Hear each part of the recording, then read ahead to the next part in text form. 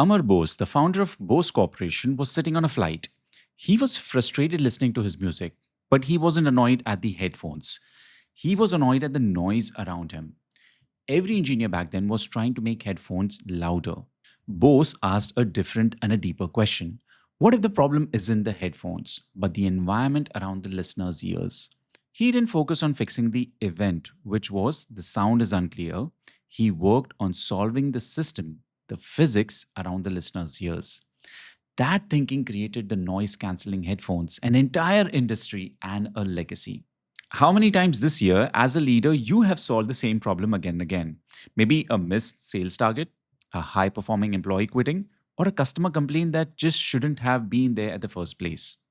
You fixed it, everyone nodded, and then, like a bad sequel, it keeps coming back again and again.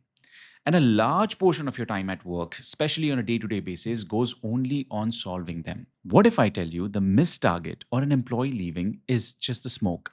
It's not the problem. And the real fire is happening somewhere else, somewhere you have never ever even looked. Here's the iceberg model demonstrating this much better.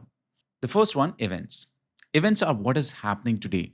The symptom, the fire that everyone sees.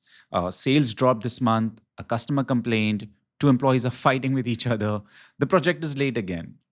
Two, patterns, the story behind the story. When an event keeps happening again and again, that's not coincidence. It means something deeper is going wrong. For example, sales dropping 1 week before every festival season. Employees are quitting the same type of manager every year. Or the same quality error appears every single Monday. Or the project delivery is getting late at the end of every quarter. You see, patterns show it's not a bad day. It's a design outcome of something beneath the surface. So let's go to this next part. This is where most leaders get it wrong. Three, structures. The system that creates the pattern.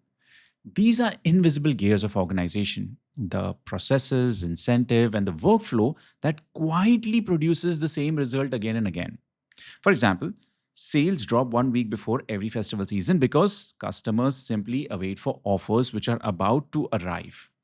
New hires underperform because there is no onboarding curriculum. Managers keep making the same mistake because the decision making grid doesn't exist or is unclear. Or team members keep fighting because there is no conflict resolution system at all. These structures are like the plumbing of your organization, most of it underground, yet controlling everything above it. Number four, the mental models. And down here, the deepest level are the beliefs, the assumptions, the unspoken rule, your cultural DNA that created the structure in the first place. Many managers, whom I personally observe, end at the exploration of the structures without going into the mental models at all. For example, some of their thoughts may sound like, we don't need that frequent trainings. Our team already knows the product. It's not that difficult. An assumption. Conflict in people is bad and ugly, and no one wants it. Hence, I don't think we need a special SOP around it. The unspoken rule that you haven't written. And something like, as long as people are hitting their targets and achieving their numbers, leadership style doesn't really matter. Cultural DNA. Most leaders operate at level one. They chase fires, plug holes, react, panic, and repeat all over again. But great leaders, they live at level four. They don't ask what happened. They ask what belief created what system that created the pattern and that created the event. And here is how you can solve this. By the way, you will also find a link in the description that will give you access to a guide that can help you keep these things handy for your next encounter with similar situations. The 5 whys analysis from Toyota Production Systems can be a very good method to apply here, which is also a globally accredited root cause approach used in Lean and Six Sigma as well. Instead of assuming why something happened, you ask why 5 times. By the fifth answer, you reach a root cause instead of a reactionary guess. For example, why was sales low? Well, because the product knowledge wasn't strong. Okay, why was product knowledge not strong? Well, because the training wasn't updated. Okay, why was the training not updated? Because the system wasn't reviewed by the people. Well, why did that happen? Because there was a belief that training is optional and not as critical as sales numbers.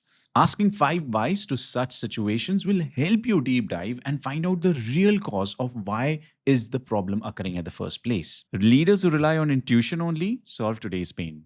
Leaders who use systems solve next year's pain.